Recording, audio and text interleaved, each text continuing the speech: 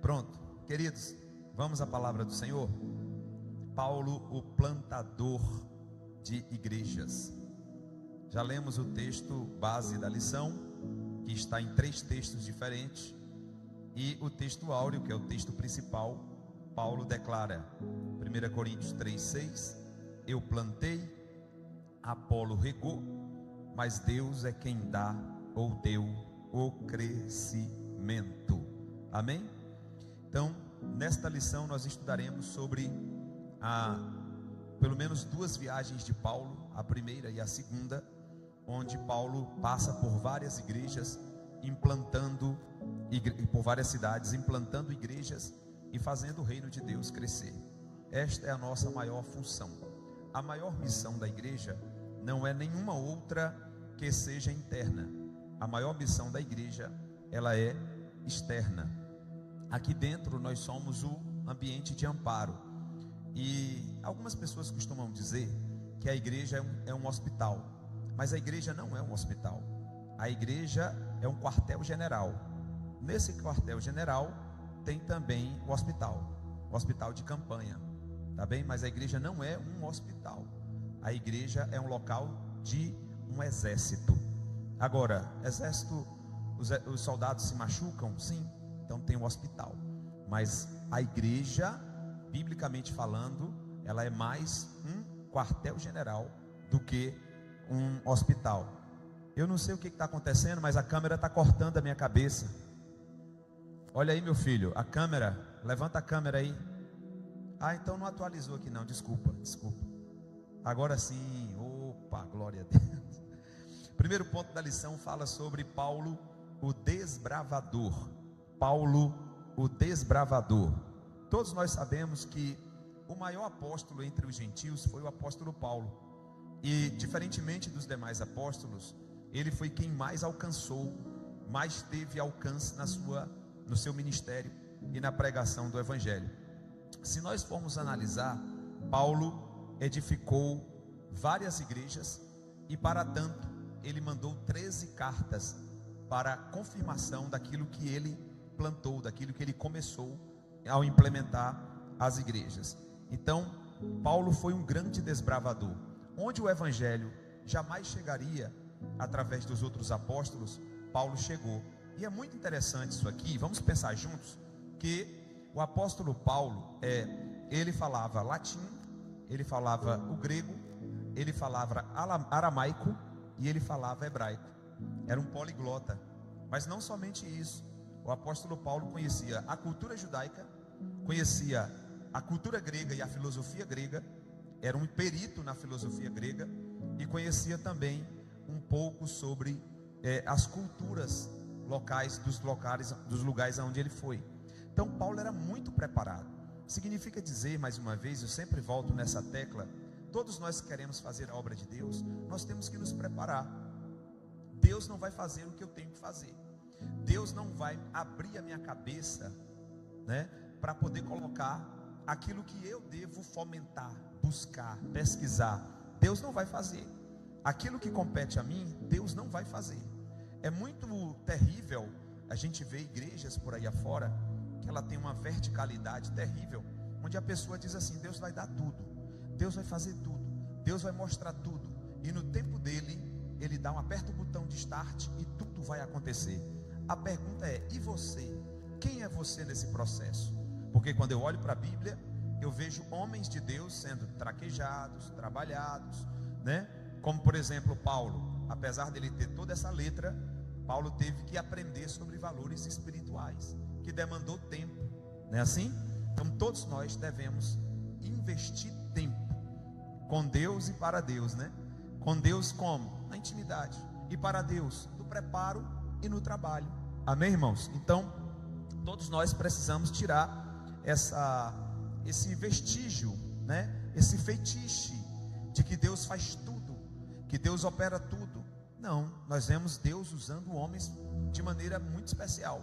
Os 2 homens que mais registraram e deixaram registros na Bíblia foram os 2 homens mais preparados, que foi Moisés, que escreveu todo o Pentateuco e há suspeitas de ter escrito o livro de Jó, e o grande Paulo.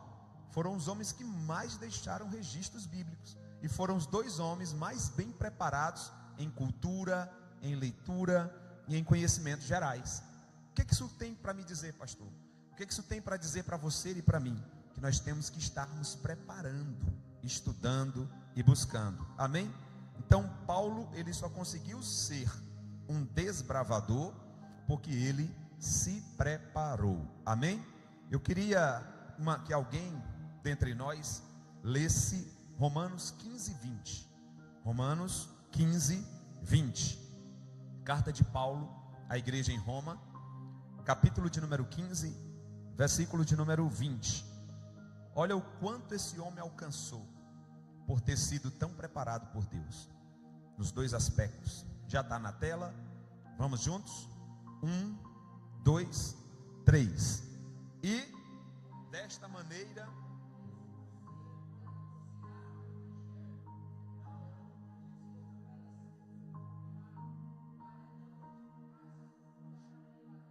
meu Deus, olha que coisa top.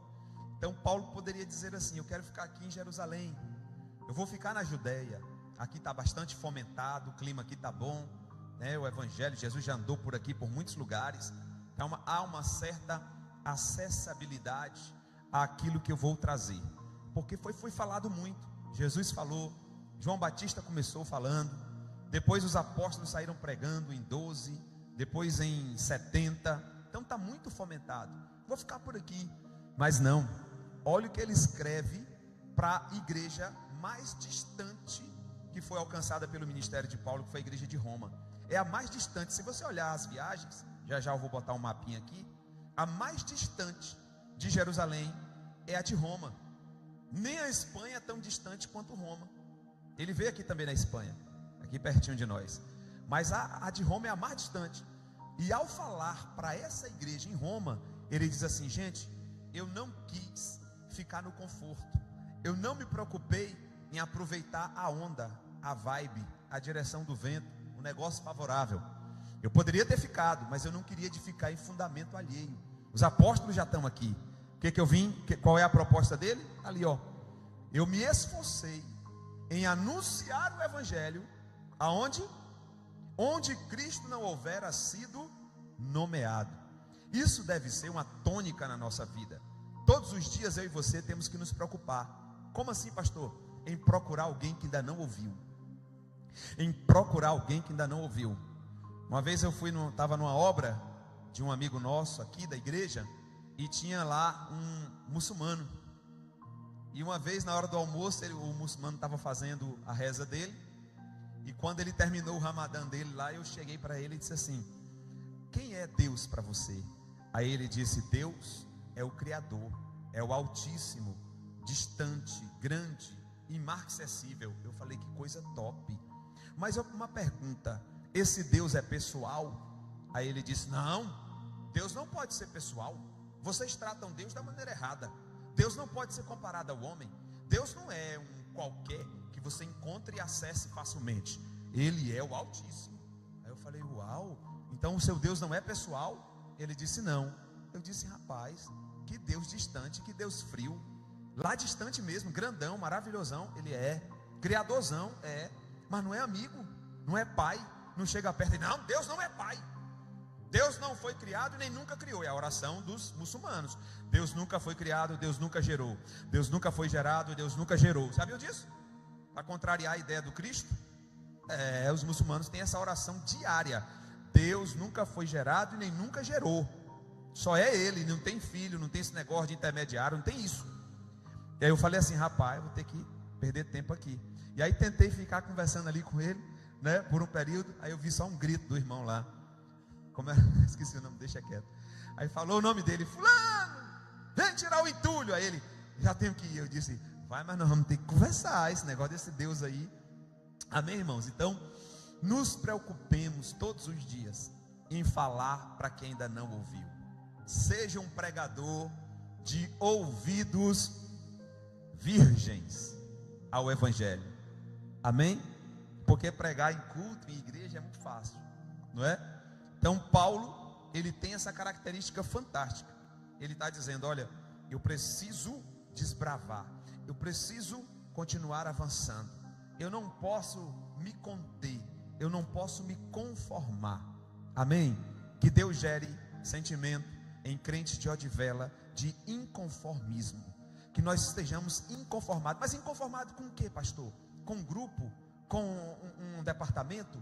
Com um andamento da obra? Ou se a sua inconformação for essa, Jesus, deixa de ser raso. Se inconforme em saber que precisam, gente aí fora precisa ouvir a palavra de Deus. Esteja inconformado com isso. Amém? Às vezes a gente está inconformado porque a igreja é quente, ou porque tem isso, ou porque tem aquilo, ou porque falta isso, ou porque falta aquilo. Meu Deus, nossa inquietação de alma deve ser diariamente em saber se quem está precisando ouvir a mensagem, e se eu estou disponível para isso. Amém? Que Deus gere inconformados como Paulo nesse lugar. Segundo ponto, uma gloriosa obrigação. Efésios capítulo 3, verso de número 1, que está aqui também na lição. Efésios capítulo 3, verso de número 1. Olha o que Paulo diz: eu, Paulo, sou prisioneiro de quem? De Jesus Cristo, por vós. Carta aos Efésios. Os gentios. Primeiro, ele diz: eu, Paulo, sou prisioneiro de Cristo, por vós, os gentios. Vamos lá. Essa carta escrita aos Efésios, que é o segundo ponto aqui, ela foi escrita da prisão em Roma. Paulo estava preso em Roma. E é interessante que ele diz assim: eu estou preso não pelos romanos. Não são os romanos que estão me prendendo. Não é os romanos, a guarda pretoriana, que me prendeu. Quem me prendeu foi a minha chamada.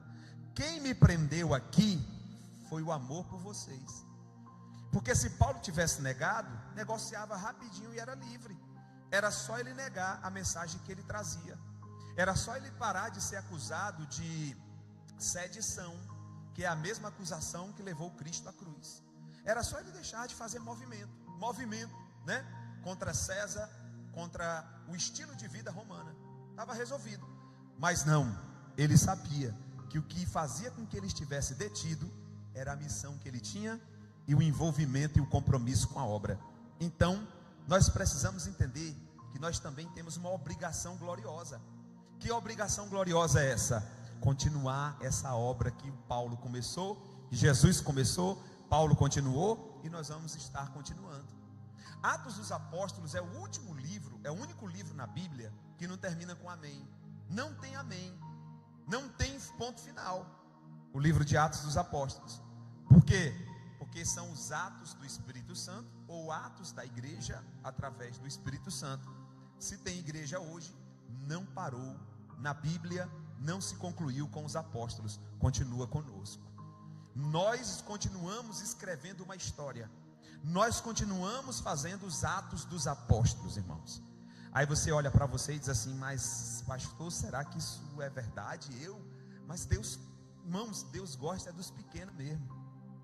Deus usa os pequenos mesmo, viu? Deus usa os fracos mesmo. Deus não gosta de forte, não. Deus gosta de dois perfis, fraco e ocupado. Na Bíblia Sagrada, todos os homens que Deus chamou, eles tinham suas debilidades e estavam extremamente ocupados com coisas da vida. Sempre foi assim. E não é diferente nos dias de hoje, viu?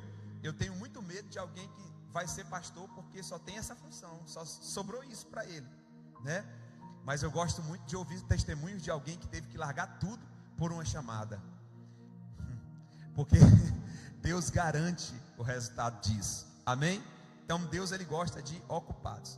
Então Paulo está dizendo: eu estou tão preso, tão comprometido com a missão que Deus me deu, a ponto de ser preso literalmente. O meu grau de compromisso com o que Deus me deu e com as pessoas que Deus me entregou é tão grande que eu me disponho e me entrego à prisão. Compreenderam, irmãos? Ele tinha a opção de ser solto, bastava ele ceder. Mas por conta do compromisso, e ele chama, o autor chama de obrigação gloriosa, ele se sujeitou a estar preso e teve que morrer por isso. Amém? Então, que o Senhor nos ajude para que possamos compreender que temos que estar aprisionados à nossa chamada. Isso dá uma pregação, não dá? Dá um tema de mensagem, não dá? Será que nós estamos aprisionados à nossa chamada? Qual o grau de comprometimento que eu tenho com a chamada que Deus me fez? Vocês sabiam que o meu nível espiritual é medido por isso, pelo céu? Não pelo quanto eu rodo, ou grito, ou prego, ou falo em línguas estranhas, ou canto, mas no quanto eu estou comprometido e aprisionado, percebeu? Com o que Deus tem para mim.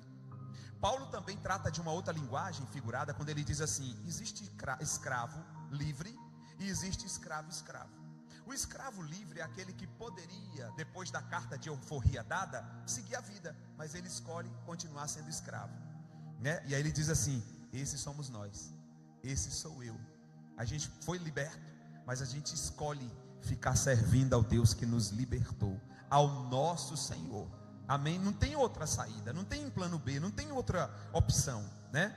Então, estejamos comprometidos com uma gloriosa obrigação. Estejamos amarrados ao altar.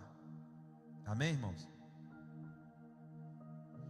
Que nós possamos estar como Isaac. Imagine o pai de Isaac amarrando ele ao altar. Eu fico tranquilo em dizer para os irmãos que Isaac não esperneou.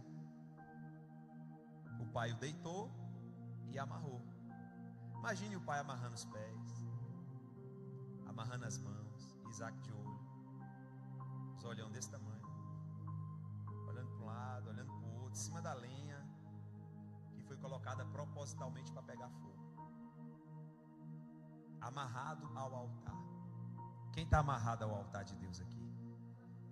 Não se solte. Atenção, você que vai ouvir essa palavra.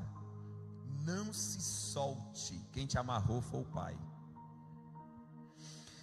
Em 1 Coríntios capítulo 9, verso 16, Paulo declara: pois me é imposta essa obrigação, e ai de mim se não anunciar o evangelho.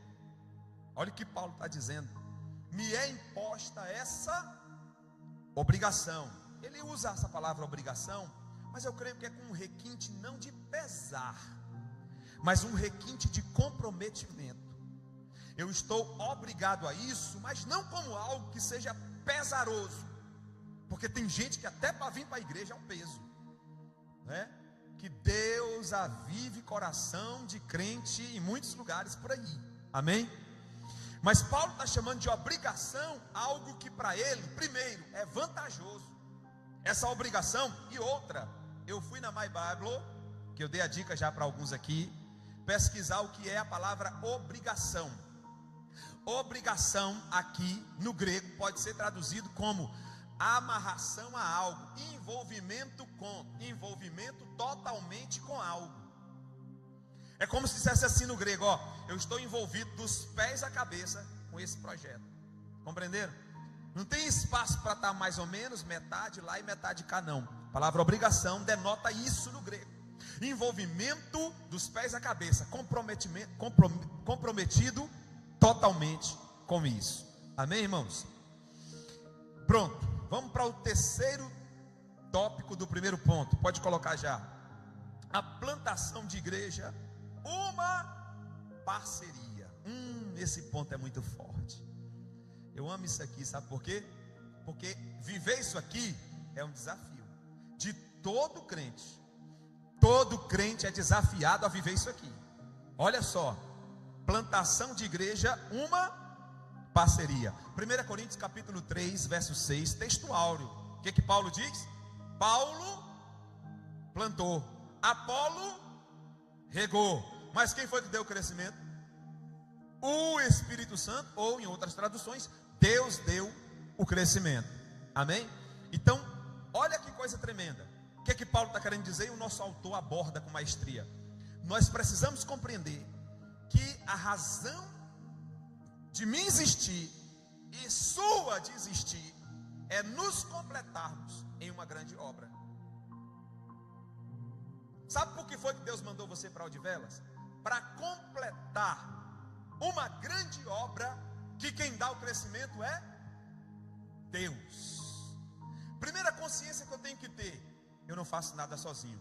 Segunda consciência que eu tenho que ter: eu sou parte de uma engrenagem projetada pelo céu. Terceira consciência que eu tenho que ter: é Deus que tem o interesse no crescimento dessa grande edificação, desta obra. Amém, irmãos? É essa a dinâmica aqui, uma parceria. Deus está dizendo para mim e para você nessa noite: entre comigo no negócio, entre comigo no processo, se disponha a fazer comigo o que eu quero que aconteça, e eu me responsabilizo pelo que está fora do teu alcance. Amém, irmãos?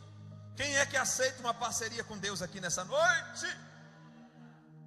1 Coríntios capítulo 3, verso 9, que também faz parte do nosso texto áureo, diz assim: porque nós somos o quê? Nós somos cooperadores de Deus. Meu Deus!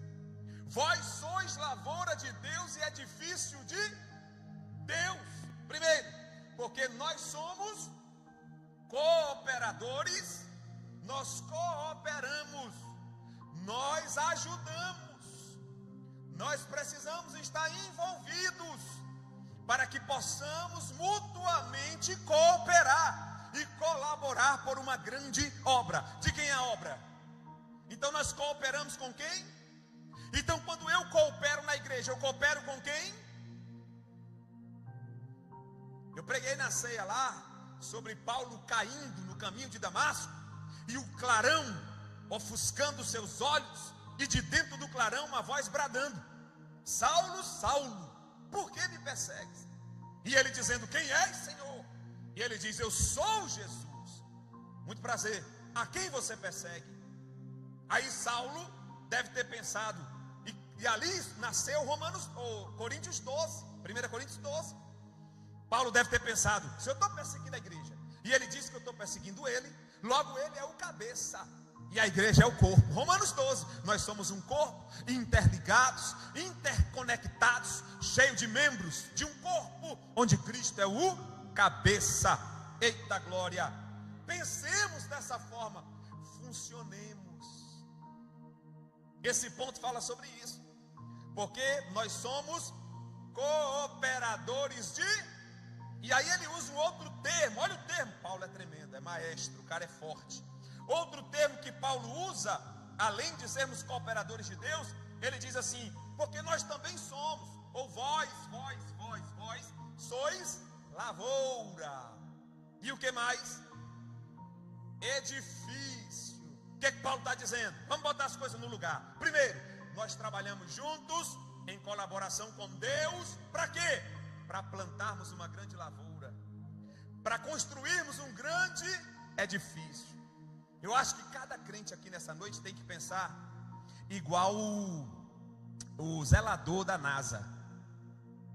Um belo dia o presidente John Kennedy foi fazer uma visita às instalações da NASA nos Estados Unidos. Travou aí, foi só para mim?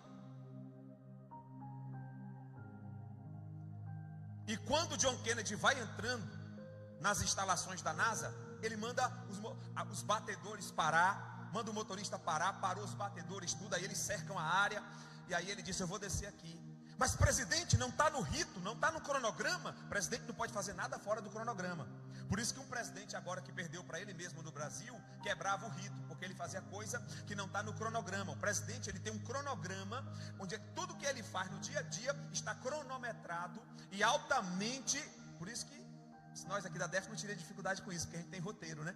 Então tem todo um roteiro, todos os dias para o presidente fazer. Ele não pode quebrar aquilo. E o que perdeu para ele mesmo no Brasil, antes do que está hoje, o desastre de hoje, essa live vai cair. Quando fala essas coisas, a live cai, sabia? Esses dias eu fui falar aqui sobre o que é o Islã, os problemas do Islã, a live caindo. Sai daí, inimigo, esse algoritmo parece estar programado contra nós. Enfim, até o algoritmo do YouTube é tendencioso. É sério, eles protegem, eles chamam de cultura. Então, quando o presidente parou, ele disse assim: eu vou descer aqui. Aí disseram assim: não, mas tem que ver, tem que botar os aparatos aqui de segurança, não sei o que mais lá. Aí o presidente desceu do carro. Quando ele desceu do carro, ele desceu porque ele viu o cara fazendo uma limpeza, não sei se era de um vidro da entrada da portaria que acessava a NASA. E aí ele desce, e aí ele vai até o cara, e ele dá parabéns ao cara, e diz: meu amigo, por que você faz tão bem o que você está fazendo, sem ninguém ver? Aí ele disse assim: presidente, eu estou ajudando o homem a ir à lua.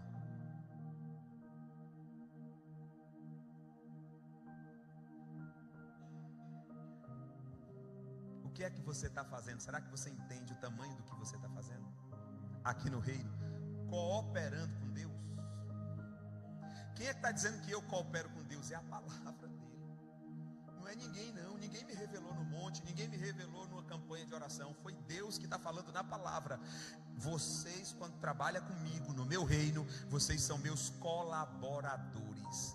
E por mais pequeno que seja o trabalho de alguém, se é que se pode dizer, disse isso apenas do ponto de vista humano. Por menor que seja o trabalho de alguém, para Deus não haveria todo o desfecho de uma grande edificação se não houvesse ali o fazedor de caixa para poder fazer a alvenaria. Se não tivesse ali o que limpa o entulho, a alvenaria e a obra não subiria. Mas todos têm um papel importante diante de Deus. Se veja assim, meu querido. Se veja assim, meu irmão que está na live. Deus está falando com você nessa noite. Você coopera comigo na minha obra. Você é colaborador meu. E o que você faz? Uma grande plantação, uma lavoura. O que você faz mais? Uma grande edificação. Que nós sejamos tomados pelo sentimento daqueles que estavam com Neemias e do próprio Neemias. Eu estou fazendo uma grande... Eu não posso parar. Vai ter gente que vai chamar você para um cafezinho. Dá uma pausa aí, rapaz. Larga esse negócio de mão. Para que tanto culto? Para que tanta coisa? Dá um time. Te chamaram agora para mais uma coisa? Foi? Meu Deus, coitado de tu. Isso é o Satanás. Isso é o diabo na boca de alguém, como um dia ele bradou na boca de Cristo, conspirando contra a obra redentiva de Cristo na cruz, dizendo para Jesus: não faças tal mal a ti. Pedro disse isso. E Jesus disse o quê? Para trás de mim, te conheço, inimigo. Amém. Tudo que vier contra você com palavras de afago de alma, com palavras de lisonjeamento, dizendo para você: dá uma pausa, você está muito cansado, olha o que você já conquistou até hoje, sai, desenfurna de dentro de igreja. Sabe o que é que você vai dizer, meu amigo que está na live? Diga assim: para trás da cruz, eu sou colaborador com Deus para uma grande obra. Aleluia. Eu amo isso aqui, a Bíblia é contagiante demais. Segundo ponto da lição: Antioquia, o ponto de partida para o crescimento da igreja. Diga comigo: Deus prepara ambientes. Deus trabalha com ambiente, irmão, sabia? Deus cria ambientes. E tem um detalhe muito importante para nós aqui nessa noite. Tem ambientes que tem tudo, do ponto de vista humano, para nós definirmos: Deus não está e Deus está. E tem ambientes que a gente tem tudo para dizer: Deus está e Deus não está. Já parou para pensar sobre isso? Elias estava onde? Quando Deus disse: o que fazes aqui, Elias? Aonde? Dentro de uma caverna. Então Deus entra numa caverna? Entrou em mais de 4. Só no Antigo Testamento. Deus numa caverna, mas caverna não é sinônimo de se esconder. Caverna não é sinônimo de se trancafiar, de desistência. E Deus está em locais de desistência? Está. Para quê? Para mudar o local. Estou falando com alguém aqui nessa noite, estou falando com alguém na live. Você que pode pensar que o local não vai, Deus está dizendo: eu estou no local para mudar o local. Então, primeiro ponto aqui sobre a igreja em Antioquia e a cidade de Antioquia, é que essa igreja era uma igreja missionária. Ô irmão, deixa eu dizer uma coisa para você aqui. Deus ama igrejas cujo objetivo último seja a missão. É por isso que a ADEF está crescendo. É por isso que a ADEF vai romper. Eu não tenho dúvidas de daqui a um tempo a ADEF ter igreja. Já tem na Itália uma congregação na casa de uma irmã. Mas na Itália, na Suécia, na Turquia, sabe, nos países nórdicos. Eu não tenho dúvida de que vai ter uma DEF, ou 2, ou 3, ou 4, ou 5 em cada lugar desse. Por quê? Porque Deus é o dono da obra. Primeiro, Deus ama a igreja envolvida com missões. Deus ama a igreja comprometida com missões. E Antioquia é uma base missionária. Antioquia se transformou num quartel-general de Deus. Olha só o que tinha Antioquia, irmão. Vamos ler, vocês já leram. Atos 13, do 1 ao 3. Pensa que é pouca coisa o que tinha lá? Parece até a Defa de Velas. Coloca para nós aí. Atos 13, do 1 ao 3. Olha só o que tinha em Antioquia aí, ó. Na igreja que estava em Antioquia havia o quê? Profetas e o que mais? A saber, Barnabé, quem mais? Simão, chamado Níger. Esse nome Níger aí é proposital, mas não dá para explicar sobre isso não, que isso aí é muito top. Dá para vocês pregar depois sobre isso. Só esse sobrenome Níger. Por que esse sobrenome Níger? De onde vem isso? Qual o sentido disso? É fenomenal, é poderoso. Eu não vou ficar não, que dá vontade de pregar.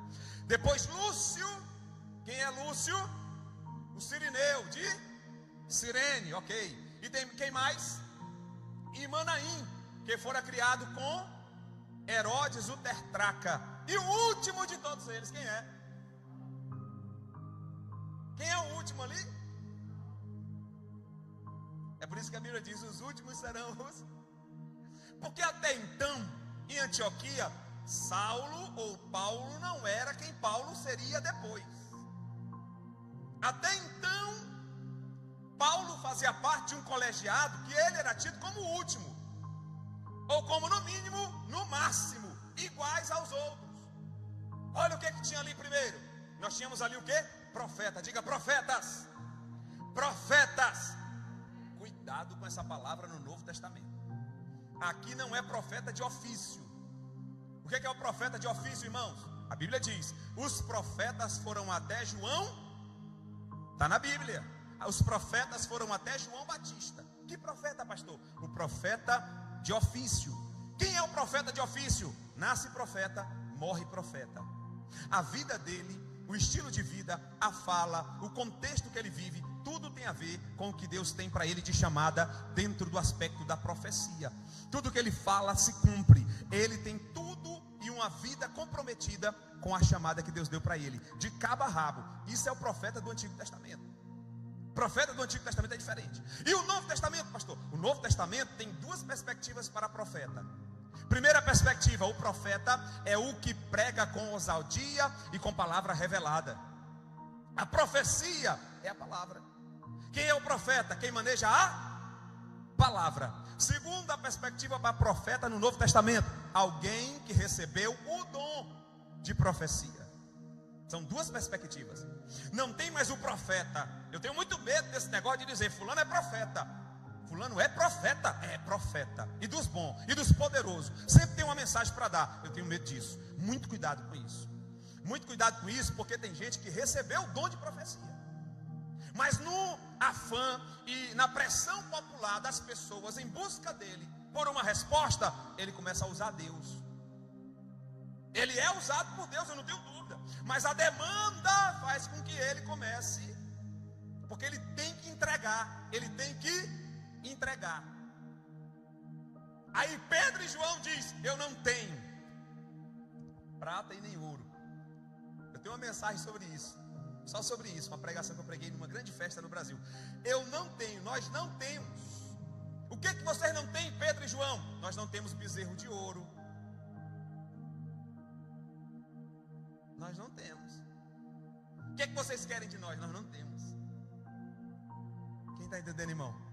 Mas o profeta que se auto-intitula profeta perene, como os profetas do Antigo, como tipo de Elias do Antigo Testamento, Elias sempre tinha uma mensagem. Por quê? Porque ele era um profeta de ofício. Quem está entendendo isso aqui, irmãos?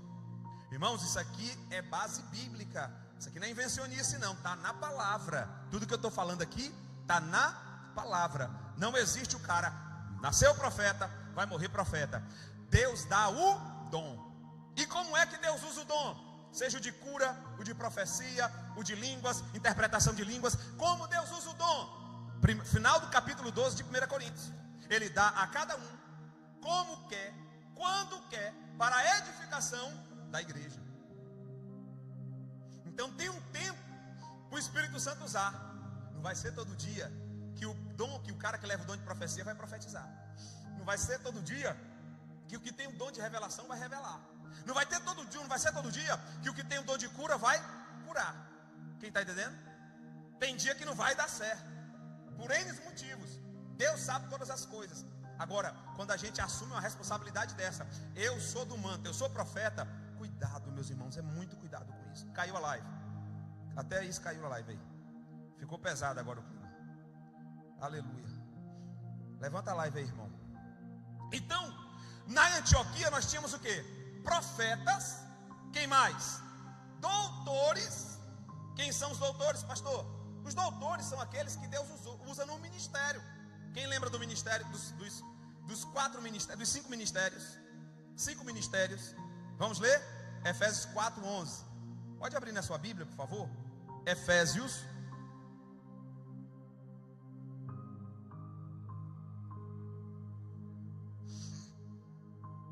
Efésios capítulo de número 4, versículo de número 11. Fala dos ministérios. E aí eu quero desmistificar também algumas coisas aí, porque o culto é de ensino, irmãos. Aqui não é hora de pregação, aqui é hora de alinhar, organizar as coisas, pontuar da forma que deve ser. Então, vamos lá? Efésios 4:11, quem achou? E ele mesmo, quem é esse ele aqui? É Deus. Deu uns para apóstolos, e outros para profetas, e outros para e doutores. Você já viu, volta aqui rapidinho, você já percebeu que tem tradução que ao invés de aparecer ali evangelista, aparece às vezes ao invés de aparecer apóstolo, você já viram alguma outra tradução que traz outra palavra a não ser apóstolo? Não? A linguagem de hoje, missionário.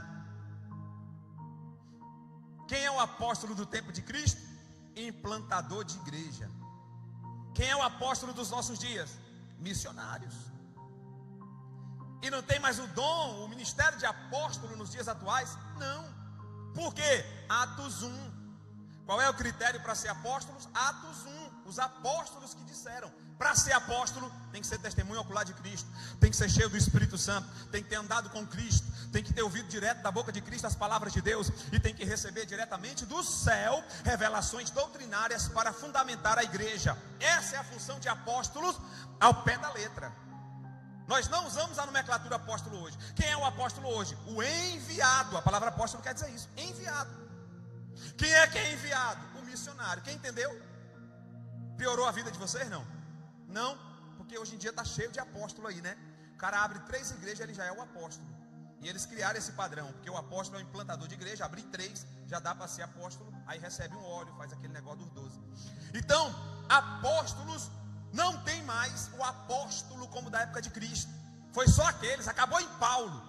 E outra, em Apocalipse tem 12 cadeiras para 12 apóstolos. Eu quero saber onde é que vai sentar os outros. Mas enfim, são 12 cadeiras. Onde é que vai sentar os outros? Não sei. Bom, então, aí ele deu outros para profetas. A palavra profeta no grego aqui é pregador. Quem é o profeta dos dias de hoje? Deus tem pregadores eloquentes, poderosos, cheios de Deus, com palavras reveladas do céu, baseado na Bíblia. Essa é a característica do profeta do Novo Testamento. Não é o profeta de ofício do Antigo. Quem mais é o profeta do Novo Testamento? Quem leva o dom de profecia. Você está entendendo?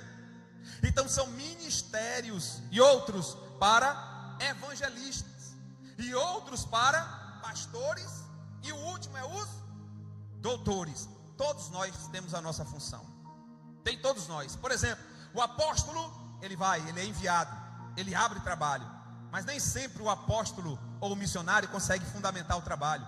Então ele ganha, como o evangelista também ganha. Mas quem é que vai cuidar da igreja? Quem é que vai cuidar dos internos? Quem é? Os pastores, os doutores e os mantos dos profetas. Tem que ter profecia. O irmão está ali borocochô, precisando de uma resposta. Deus tem um profeta para dar a resposta para ele. Tem ou não tem? Eu costumo dizer que aqui na igreja o nosso culto tem que ter o que tinha na casa do irmão Lázaro. Tem que ter milagre, a ressurreição de Lázaro. Tem que ter serviço, a irmãzinha Marta. E tem que ter adoração, que é a Maria. Tem que ter tudo aqui na igreja. E nós nos completamos. A mesma coisa é isso aqui. Na igreja Deus dá, ó, o quê? Uns para... É Deus que dá a chamada. Quem é o apóstolo? Enviado, missionário. Outros para profeta, pregador com eloquência ou que leva o dom de profecia. Outros para evangelista. Sabe o que é o evangelista? Quando um evangelista nato que tem o dom faz um apelo, a pessoa se converte. O pregador das multidões pode fazer apelo e ninguém vai, mas quando dá para o evangelista, ele traz a pessoa. É um mistério, né? Só Deus para explicar essas coisas. Depois nós temos os pastores. Irmãos, é um perigo o pastorado de carreira. O que é o pastorado de carreira? O obreiro vai seguir a escadinha até ser pastor. Sabe o que eu pensava quando eu era mais novo? Na igreja, nos meus aí 20 e poucos anos de igreja, eu sempre pensei o seguinte: minha área é o ensino, não é ser pastor. Por quê? Porque todo mundo diz assim, ó, você tem jeito para coisa. Como assim, irmão? Não, você fala bem. Quer dizer, todo mundo tem que subir a escada, é promoção. Eu era contra isso demais. Eu dizia, eu me conformo com o diaconato, com servir a mesa e dar aula no curso teológico. Pronto, Deus me chamou para isso. Deus é que sabe o final, né? Mas eu não via como hierarquia, como promoção. Mas hoje em dia parece isso, não parece? Camarada, não tem nem jeito para ser pastor, não tem nenhuma perspectiva, nem humana e nem espiritual para ser pastor, mas carrega o título de pastor, bota numa igreja, mata todo mundo. Uma vez eu louvei a Deus por causa de um pregador doido que tem no Brasil, chamado Abílio Santana. Não derruba o live não, o Abílio Santana. E ele disse assim, eu não sou pastor de igreja, eu sou evangelista, não sou pastor de igreja. As duas igrejas que a Convenção da Bahia colocou ele matou a igreja, destruiu a igreja, causou problema na igreja, briga até umas horas. Eu não tenho uma unção pastoral. Compreendeu, irmãos? Coisa boa, irmãos, é quando a gente entende para que Deus nos chamou. Vocês estão entendendo? E os irmãos chegavam para mim assim, rapaz, como é que pode? 10 anos de diácono. E eu oxi, meu filho, eu acho que eu cheguei e foi longe demais. Eu disse isso por muitas vezes, Alan sabe aí. Era uma agonia, não era, Alan? Rapaz, seu pai tem que ir para pastor logo. Que negócio é que trava? Que negócio é esse? Que trava o quê, meu filho? Eu já fui promovido ao grau máximo, diácono, cheio do Espírito Santo. No dia que eu chegar perto de Filipe e de Estevão, eu alcancei o auge da função. A gente tem que alcançar o auge da função. Não é a maior função na ótica humana. Não é assim? E eu me conformava com aquilo, 10 anos, até que um dia alguém disse, não e tal, e eu acho que Deus também estava no negócio. Aí me deu uma rasteira, eu caí na área, foi pênalti. Aí me consagrou. Foi uma rasteira, eu caí na área, pênalti. Pronto, amém, irmãos? Então, queridos, olha, Deus, para o crescimento da obra, Ele junta talentos. O que eu vejo nesse ponto da lição? E o que eu vejo em Atos 13, do 1 ao 3? Deus que é maestro. Ei, sabe quem é o maestro dessa obra? Qual é a função do maestro, Marcos? Ver como funciona cada instrumento. O ouvido do maestro, ele funciona de uma maneira tremenda. Ele sabe o tom de cada instrumento. Ele sabe quando o instrumento sai da nota. Ele é o responsável por harmonizar todos os instrumentos, seja sopro, seja cordas, seja bateria. Todos os instrumentos, quando o maestro está na frente, ele sabe como funciona cada um, o tempo de cada um, onde cada um vai. O maestro, Deus é o maestro dessa obra. Nós somos os instrumentos. Se tem alguém desafinado, eu tenho orado a Deus na madrugada. Deus, afina esse crente. Quebra a perna dele, faz alguma coisa, mas afina esse crente. Não deixa ele desafinado não, Senhor. Por quê? Porque um crente desafinado na orquestra do céu desafina tudo, bagunça tudo, desentoa a coisa. Nós precisamos ser trabalhado pelo maestro.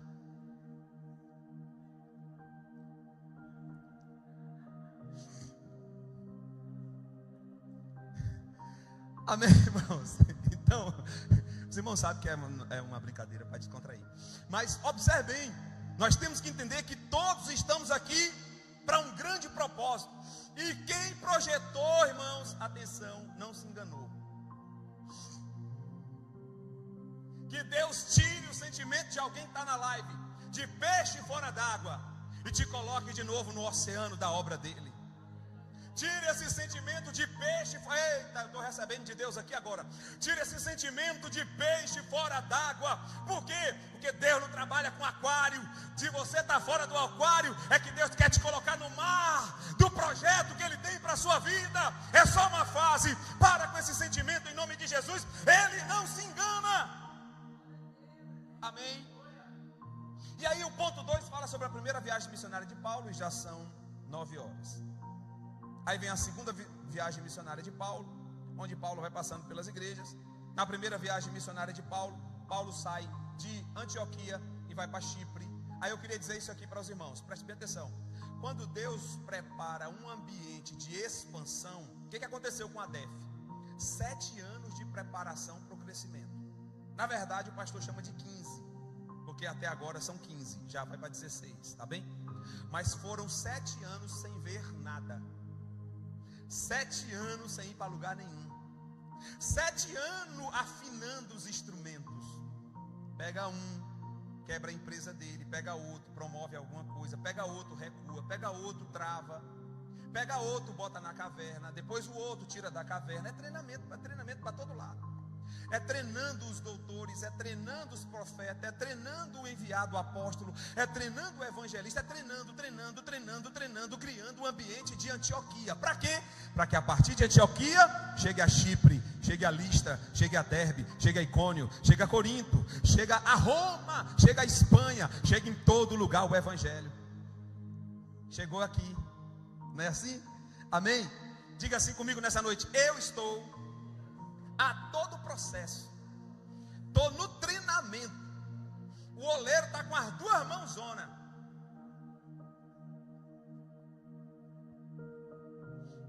Quanto mais inquietação, quanto mais angústia, quanto mais vontade de querer fazer algo, e quanto mais perguntas sem respostas, mais certeza de que você é o barro na mão do oleiro.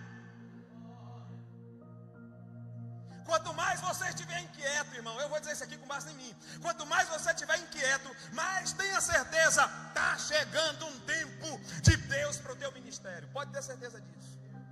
Amém? Já terminei. Vamos nos colocar de pé, eu não vou nem para o 4º ponto não, tá? Aí tem aqui o 3º ponto que fala sobre motivado pela chamada. Depois, experimentado. Bota lá no 4º lá rapidinho. Motivado. Fica de pé logo para a gente terminar, que aí você me força a adiantar. Motivado pelo chamado. Motivado pelo... eu vou dizer uma coisa para alguém aqui nessa noite: quando tudo te faltar, só vai sobrar o chamado. Lami, você ainda não entende isso aqui, filho, mas você vai entender. Há um tempo, tem um tempo, tá bem, filho? Tenha paciência. Você vai aprendendo, tá bom? Mas já ouça isso aqui que lá na frente vai fazer sentido. Quando tudo nos falta, só resta o chamado. Paremos de encarar o chamado como a última coisa, como a última opção. Eu vou ver se vai dar. Não faça isso. Sabe por quê? Porque só pode te restar isso. É ou não é? Eu tinha tantos outros projetos. Ei, irmão, deixa eu dizer uma coisa. Nunca esteve no meu projeto isso aqui. Nunca esteve no meu projeto morar em Portugal. Nunca esteve no meu projeto estar aqui. Tinha outros. Aí Deus disse assim: sabe o que é que você tem que aprender? Você tem que aprender que o último que vai te faltar teria que ser o mais importante na sua vida e o mais buscado na sua vida. Amém? Deus vai levar alguém para dentro do sentido aqui. Por quê? Porque você tem que ser motivado com a motivação certa. Qual é a motivação certa? Resultado? Não, chamada. Qual é a motivação certa? Bênção? Não, chamada. Qual é a motivação certa? Euro? Euro motiva e muito. Mas a motivação certa é a chamada. Qual é a maior motivação de um crente, irmão? A chamada. Enquanto não arde a chama da chamada, arde a chama da dor. Oh meu Deus, eu estou pregando, parece que a igreja está cheiona, né? Enquanto não arde a chama da chamada, vai arder. Eita, isso aqui veio do céu. Uma Rose, registra para eu não esquecer. Enquanto não arde a chama da chamada, arde a chama da dor.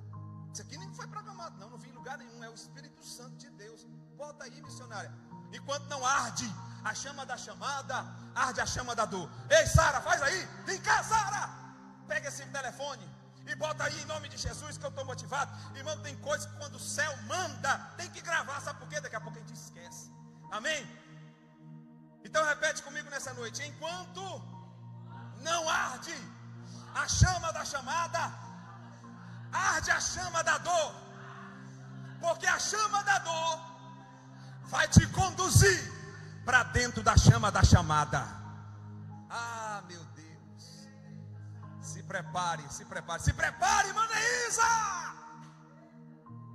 Foi para lá, foi para cá, foi para lá, foi para cá. E Deus disse: agora não, é aqui. Vou alinhar, vou acertar a vela, vou soprar o vento favorável. E agora vai. Amém. Meu Deus, que é isso? Depois, experimentado no deserto da vida. Segundo ponto, está na lição. Essa lição está perseguindo nós. Essa lição tem batido em mim. Que tem dia que você acorda assim, ó. Meu Deus, o que é isso? Está ficando couro grosso. Aí, você acorda assim de vez em quando. Quem já acordou aqui de vez em quando dizendo assim: Deus, o que é isso? Não estou entendendo. Sabe o que é isso? É o deserto da vida. Tudo vai te empurrar para um lugar. A Bíblia diz: todas as coisas colaboram para o bem daqueles que amam a Deus. Em outras palavras, na minha palavra, todas as coisas e até a prova te empurra para dentro do que Deus quer para a sua vida. Deus está empurrando alguém. Eu vou te empurrar, rapaz. Ei, mulherzinha, eu vou te empurrar. Eu estou te empurrando. Eu não estou entendendo. Não é para entender não, Abraão. Amém, irmãos? Senhor Deus, obrigado, Jesus, por mais esse culto. Obrigado, Espírito Santo, pela tua palavra. Obrigado, Espírito Santo, por essa injeção.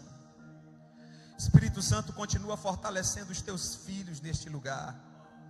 Espírito Santo, dá força ao cansado. Espírito Santo, dá visão, Pai, ao que não está enxergando. Espírito Santo, levanta o ânimo de quem está desanimado. Espírito Santo, Espírito Santo, nos dê capacidade de comprometimento com a grande obra que o Senhor tem para nós. Espírito Santo, me ajuda a enxergar a chamada como primeira causa, e todas as outras causas apenas como pretextos para sustentar a chamada. Oh, Espírito Santo, nos ajuda, Pai, em nome de Jesus, amém.